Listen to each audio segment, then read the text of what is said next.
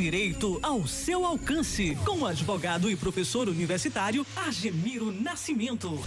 Contraponto. Bom dia, amigos. Bom dia, Dilson. Bom dia, Fernando. Antes de começar aqui, Fernando, qual é o tamanho do seu prato de comida quando você faz? É grande ou é pequeno? Rapaz, o tamanho do meu prato depende do dia, viu? Hoje, segunda-feira, é bem pequeno, porque eu tô cheio de culpa do final de semana, que foram pratos muito grandes. Eu pergunto porque o nosso grande gênio que ocupa a economia disse que o brasileiro faz prato muito grande, isso é desperdício e por isso que tem fome. Aquele gênio que ocupa lá o Ministério da Fazenda. Mas vamos lá. Até quando? No último sábado, atingimos a marca do incompreensível número de 500 mil mortes por Covid no Brasil. Assustador, por qualquer análise que se faça, tudo indica que caminhamos para números ainda maiores e muito mais rapidamente do que nos meses anteriores. Essa tragédia, mais do que anunciada, não se deu por culpa exclusiva do vírus, mas de uma não ação de quem deveria combatê-la, mas que estava preocupado com remédios ineficazes e assoberbado pela incompetência. A sua predita incompetência não veio por geração espontânea, mas o que parece aconteceu de caso pensado. Elementos não faltam para provar o estado da arte, do desrespeito e o negacionismo à ciência e ao bom senso que foi construído pelo governo mais incompetente que ocupou o Planalto. A CPI da pandemia desnudou aquilo que o mundo já sabia: negar a eficiência da vacina como única arma para combater o vírus da Covid. As provas colhidas ali, na CPI, já demonstram que a compra dos imunizantes foi postergada por 6 meses, representado pelos e-mails dos laboratórios oferecendo vacinas e que ficaram sem respostas. A desculpa oferecida e propalada pelos patetas era de que ainda não havia comprovação da eficiência das mesmas e o governo federal não ia pôr dinheiro público em pesquisas sem saber se as ditas vacinas serviriam ao propósito de imunização. Visto deste modo, tem aparência de preocupação acertada, mas é na verdade desculpa para incompetência e desprezo pela saúde pública. Todos os laboratórios que produzem vacinas no mundo põem suas cláusulas contratuais de venda de produtos, ainda em fase de pesquisa, que se não forem eficientes, o valor adiantado é devolvido. Sim, amigos, esta cláusula existe. E um detalhe: quando os laboratórios põem à venda estes imunizantes, a certeza de que são eficientes é quase absoluta. Essas multinacionais não poriam seus nomes em risco vendendo uma aventura. Mas os negacionistas escondem esta informação. Mas onde é que estão essas informações? Muito simples. Leia os contratos que estão disponíveis na internet e verão o que digo é verdade.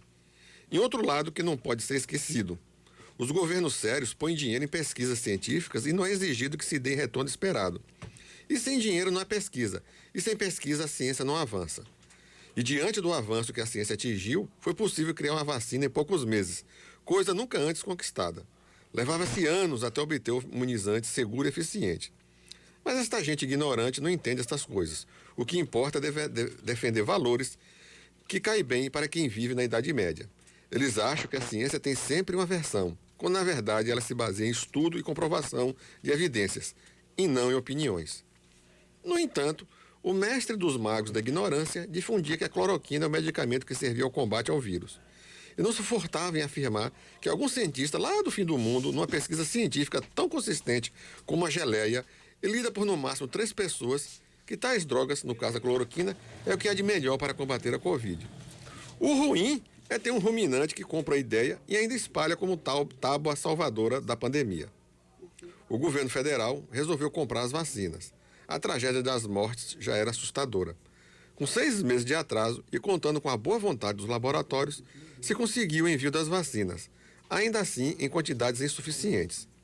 E a despeito de tudo que acontecia em volta, o menestrel do atraso ainda dizia barbaridades às pencas sobre a doença, inclusive pondo em dúvida o uso de máscaras para evitar a contaminação, e que seus miquinhos amestrados aplaudiam e traziam de novo, mais uma vez, estudos de algum cientista de reputação abaixo de zero para dar um verniz nessas informações de fancaria, quando não mentiam para passar a imagem de credibilidade. Teve até jornalista retirando do YouTube vídeos que enfatizavam essas mentiras. O medo de processo o fez agir rápido. O resultado disso tudo: os números da morte é a expressão máxima desta incompetência e descaso. Não conseguimos imunizar mais de 11% da população. A desculpa é a falta de vacina. Se tivesse comprado quando oferecidas, o percentual com certeza seria muito maior. Por consequência, o número de mortes também. Mas o que ocorreu foi um governo federal atuar 84 vezes no exterior para comprar cloroquina, como mencionou ontem o jornal O Globo. O julgamento da história será implacável e saberá pôr na conta desses ignorantes os males que causaram a tantos brasileiros.